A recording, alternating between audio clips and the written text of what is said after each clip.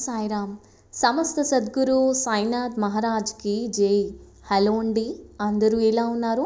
మీరందరూ సుఖ సంతోషాలతో ఆయురారోగ్యాలతో ఎప్పుడూ చల్లగా మంచిగా ఉండాలని మనస్ఫూర్తిగా బాబా తరపున నేను కూడా ప్రార్థిస్తున్నానండి. ఈరోజు మన బాబా గారు ఒక మంచి సందేశంతో మన ముందుకు వచ్చేసారు. మరి ఆ సందేశం ఏంటో బాబా గారి మాటల్లోనే తెలుసుకుందామా? బిడ్డ, ఇప్పుడే ఈ క్షణమే వాటన్నింటినీ తీసి బయట పాడవేయి. తెలిసో తెలియకనో నువ్వు ఈ పొరపాట్లు చేయటం వల్లనే ఆర్థిక ఇబ్బందిలో పడ్డావమ్మా. విపరీతంగా డబ్బులు నష్టపోయావు. ఇప్పటికైనా నువ్వు మారకుండా ఇలాంటి పొరపాట్లే చేస్తూ ఉంటే ఇక మీద నీ దగ్గర లక్ష్మీదేవి డబ్బు అనేది ఇక రాదమ్మా. జీవితాంతం కష్టాలను కన్నీళ్లను ఎదుర్కోవాల్సి ఉంటుంది తల్లి అంటూ బాబా గారైతే ఈరోజు ఒక నిగూఢమైన రహస్యకరమైన సందేశాన్ని తీసుకొచ్చారండి. బిడ్డ, ఇప్పటికైనా నా మాట విను, పెడచెవిన పెట్టకు. నేను చెప్పే మాటలు పెడచెవిన పెట్టావంటే నీకు బాధలు తప్పవు తల్లి. నా బిడ్డవు నువ్వు బాధలు పడటం కష్టాలు పడటం తండ్రిగా నేను చూడలేనమ్మా. నీ తండ్రి, నీ సాయి తండ్రి ఏమి చేసినా అది నీ మంచి కోసమే కదా బిడ్డ. ఆ విషయం నీ కూడా తెలుసు కదా. నా బిడ్డలు తెలుసో తెలియకో తప్పులు చేస్తూ ఉంటే పొరపాట్లు చేస్తూ ఉంటే నేను చూస్తూ ఉండగలనా తల్లి? నా బిడ్డలు తెలియకుండా ముళ్ళదారిలో వెళ్తూ ఉంటే చూస్తూ వాళ్ళని అడ్డుకోకుండా ఉండగలగనా? నువ్వే చెప్పు తల్లి. అయ్యో, నా బిడ్డలు రాళ్ళు ముళ్ళు ఉన్న దారిలో వెళ్తున్నారే, ఆ రాళ్ళు ముళ్ళు నా బిడ్డల కాళ్ళకు కుచ్చుకుంటే గాయమవుతుంది, రక్తం వస్తుంది, నొప్పితో బాధపడుతూ ఉంటారు కదా అని నా మనసు ఇక్కడ విలవిలలాడిపోతుంది బిడ్డ. నా మనసు నిన్ను చూస్తే ఊరికి ఉండనివ్వదమ్మా. వెళ్ళు, నీ బిడ్డలు ఇబ్బందిలో పడుతున్నారు, వాళ్ళను రక్షించు, వాళ్ళను కాపాడు, వారి భుజం పట్టుకొని మరి వారిని వెనక్కు లాగించు, దారి మళ్లించు, ఆ దారిలో వాళ్ళు వెళ్ళకుండా అని నా మనసు పోరు పెడుతుందమ్మా. హెచ్చరించి నన్ను మీ దగ్గరికి వచ్చేలా చేస్తుంది. నువ్వు నీ జీవితంలో నీ ఇంట్లో తెలుసో తెలియక కొన్ని పొరపాట్లు చేస్తున్నావమ్మా. కోరి నువ్వే నీ చేతులతో చిక్కు సమస్యలు తెచ్చుకుంటున్నావు బిడ్డ. వాటి వలన నీకు ఎన్ని కష్టాలో బాధలో. నువ్వు ఆకలిగా ఉంటే ఒక్క పూటైనా అన్నం పెట్టగలరు, కానీ జీవితాంతం నీ ఆకలి తీరుస్తారా తల్లి? నిజానికి అంత స్తోమత ఎదుటివారికి కూడా ఉండదు కదా. అందుకే నీ తప్పులు నీ పొరపాట్లు నీ దగ్గర ఉన్న ఆర్థిక సమస్య లక్ష్మీదేవి అంటే ధనాన్ని పోగొట్టుకోకు బిడ్డ. నువ్వు కావాలి అనుకున్నప్పుడు ఊరికనే ఎవరూ ఇవ్వరు తల్లి. నీ ఇంట్లో డబ్బు నిలవటం లేదని విలవిలలాడిపోతూ ఉన్నావు కదా. ఎంత సంపాదించినా ఎంత కూడబెట్టుకోవాలన్నా ఎంత ఖర్చులు తగ్గించినా అవ్వట్లేదు బాబా. ఏదో ఒక ఖర్చు, అనవసరమైన ఖర్చు, అసలు ఊహించని ఖర్చు మీద ఖర్చు వచ్చి మీద పడి అనవసరమైన ఊహించని ఖర్చులు వచ్చి పడుతూ ఉన్నాయి బాబా. అసలు మా ఇంట్లో డబ్బులు ఎందుకు నిలవటం లేదు తండ్రి? ఎంతో కష్టపడుతున్నాము, ఎంతో సంపాదిస్తున్నాము, కానీ డబ్బు వచ్చినట్టే వచ్చి ఖర్చయిపోతుంది బాబా. డబ్బు అనేదే ఇంట్లో నిలవటం లేదు. అనుకోకుండా ఏదో ఒక ఖర్చు వచ్చి ఉన్న డబ్బంతా ఖర్చయిపోతుంది తండ్రి. అన్నీ బాగానే ఉన్నాయి అనుకునే టైంలో ఏదో ఒక పరిస్థితి వల్ల డబ్బు ఖర్చయిపోవటం ఇలా జరుగుతుంది. మానసికంగా చాలా కృంగిపోతున్నాను బాబా. సంపాదించిన ధనాన్ని, డబ్బుని ఏదో విధంగా కూడబెట్టాలి అని ఎంత ప్రయత్నించినా ఇలా ఖర్చయిపోవడం చూసి మనసు ఏదో తెలియని మానసిక వేదనకు గురి అవుతుంది బాబా. సంపాదించిన డబ్బంతా చిల్లుల పుట్టలో పోసిన నీరులాగా ఎటు పోతుందో అర్థం కావటం లేదు. ఎంతో కష్టపడుతున్నా కూడా ఒక్క రూపాయి కూడా చేతిలో నిలవటం లేదు బాబా. కష్టపడిన డబ్బంతా వృధాగా ఎందుకు పోతుంది బాబా? ఎలా పోతుంది? అసలేమీ నాకు అర్థం కావటం లేదు. నేను ఎక్కడైనా ఏమైనా పొరపాటు చేస్తున్నానా? నాకు సరి అయిన దారి చూపించు తండ్రి అంటూ అడిగావు కదా బిడ్డా. బిడ్డా, చేస్తున్నావు. నీకు తెలుసో తెలియకనో కొన్ని పొరపాట్లు, తప్పులు ప్రతిరోజు చేస్తూనే ఉన్నావు. వాటి వల్లే నీకు ఇన్ని ఇబ్బందులు. అవి ఏమిటో చెబుతాను. ఇప్పటికైనా జాగ్రత్త పడు బిడ్డా. ఆ మహాలక్ష్మీదేవి నీ ఇంట్లో స్థిరంగా ఉండేటట్లు చేసుకోమ్మా. నువ్వు చేస్తున్న తప్పులేంటో చెబుతాను. ఆ పనులు మళ్ళీ జాగ్రత్తగా చేయకుండా విను బిడ్డా. నువ్వు చేస్తున్న తప్పులు ఏంటో తెలుసా?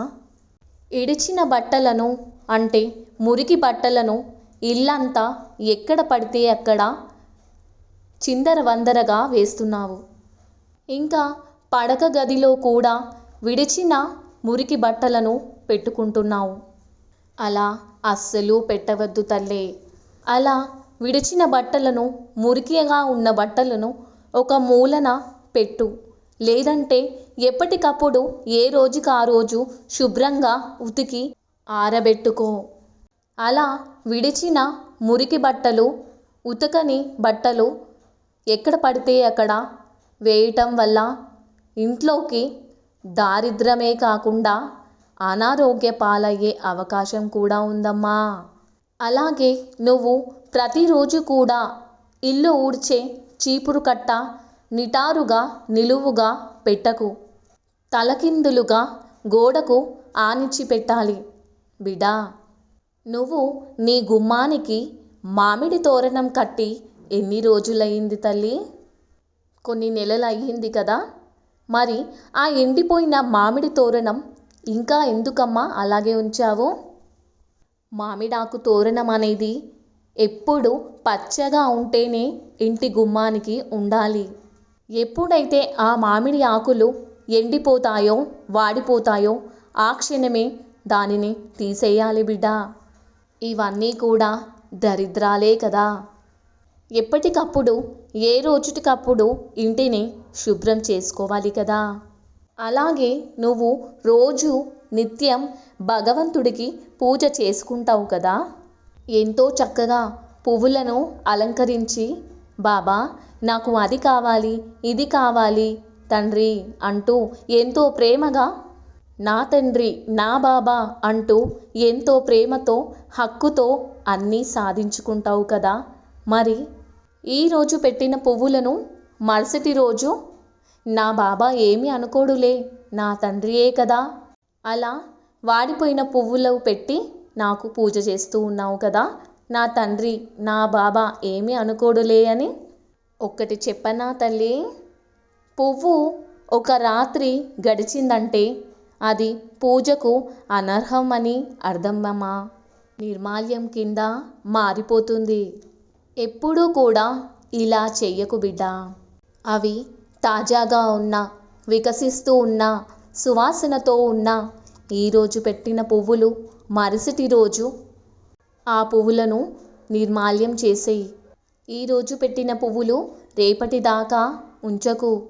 ఎప్పటికప్పుడు వాటిని, పువ్వులను మారుస్తూ ఉండు. అలాగే దీపారాధన చేసేటప్పుడు కొంచెం వద్దే కదా, నా బాబా ఏమీ అనుకోడులే అని దీపారాధన చేసేస్తూ ఉంటావు. అలా ఎప్పుడూ చేయకు తల్లి. సగం కాలిన ఒత్తితో ఎప్పుడు దీపారాధన చేయకూడదు. ఎందుకంటే నీకు జరిగే పనులు కూడా అలాగే సగం మధ్యలోనే ఆగిపోతూ ఉంటాయి. ఎక్కడికక్కడే మధ్యలో బ్రేక్ పడుతూనే ఉంటాయి. కాబట్టి కొత్తగా తాజాగా ఉన్న ఒత్తిని మాత్రమే వేసి దీపారాధన చేయటం అలవాటు చేసుకో అమ్మా. అలాగే ఇంటిని కూడా ఎప్పుడు శుభ్రంగా పరిశుభ్రంగా ఎక్కడా కూడా మురికి చెత్త బూజులు లేకుండా ఇంటిని పరిశుభ్రంగా ఉంచుకోవడానికి అలవాటు చేసుకో బిడ్డ. అప్పుడు ఆ అమ్మ లక్ష్మీదేవి అంటే ధనలక్ష్మి నీ ఇంట్లో ఉండటానికి ఇష్టపడుతుంది. బిడ్డ, నీకు ఒక చిన్న మాట చెప్పనా? నువ్వు ఎప్పుడైనా తెలిసిన వారింటికి వెళ్తుంటావు కదా, అక్కడ ఆ ఇంట్లో ఎక్కడి వస్తువులు అక్కడ, ఆ ఇల్లంతా గందరగోళంగా చిందరవందరగా చిరాకుగా ఎక్కడివక్కడే పాడేసి ఉంటే నీ మనసుకి ఏమనిపిస్తుంది బిడ్డ? అబ్బా, ఇక్కడి నుంచి ఎంత తొందరగా ఎంత వీలైతే అంత తొందరగా బయటికి వెళ్ళిపోవాలి అని నీ మనసు లాగుతూ ఉంటుంది కదా. అదే ఆ ఇల్లు చాలా శుభ్రంగా పరిశుభ్రంగా ఉంటూ దీపారాధన చేసి అగరవత్తులు సాంబ్రాణి ధూపం సువాసనలు వస్తూ ఉంటే, అబ్బా ఈ ఇల్లు దేవాలయంలా ఒక ఆలయంలో కూర్చున్న విధంగా ఇంకొక 10 నిమిషాలు కూర్చుంటే బాగుండు అని నీ మనసుకి అనిపిస్తూ ఉంటుంది కదా బిడ్డ. మరి దైవం కూడా అలాగే కదా బిడ్డ. దైవం కూడా నీ ఇంట్లో ఉండాలి. నీ ఇంట్లో అన్నీ చక్కగా ఉండాలి. నీ పరిస్థితులన్నీ కూడా బాగుండాలి. నీ ఇంట్లో దైవశక్తి నిండి ఉండాలి. ఆ శ్రీ మహాలక్ష్మి నీ ఇంట్లో కొలువై ఉండాలి అన్నప్పుడు మరి నువ్వేం చేయాలి? ఇంటిని ఎప్పుడు కూడా శుభ్రంగా తాజాగా ఆహ్లాదకరంగా ఉంచుకోవాలి. ప్రశాంతవంతమైన వాతావరణాన్ని నీ ఇంట్లో కొలువించుకోవాలి. అప్పుడు చూడు, లక్ష్మీదేవి కానీ ఆ దైవం కానీ నీ ఇంటి నుంచి పొమ్మన్నా కూడా వెళ్ళరమ్మా. తిష్ట వేసుకుని కూర్చుంటుంది. ఇంకా కాసేపు ఇక్కడే సమయాన్ని గడుపుదామా ఉందామా అనిపిస్తుంది. కాబట్టి ప్రతిరోజు ఇంటిని మంచిగా శుభ్రంగా ఉంచటానికి ప్రయత్నించు బిడ్డ. ఇంకొకటి, దీపారాధన ప్రతిరోజు కూడా దీపారాధన ఇంట్లో చేయటం మంచిదమ్మా. ఇవన్నీ దైవం కోసం కాకపోయినా నీకు నీ మనసుకు నీ కుటుంబ సభ్యులకు ఎంతో ప్రశాంతంగా ఉంటుందమ్మా. ఒక్కసారి దీపారాధన చేసినప్పుడు ఇల్లంతా కూడా ఒక దేవాలయంలా పవిత్రతతో నిండిపోతుంది.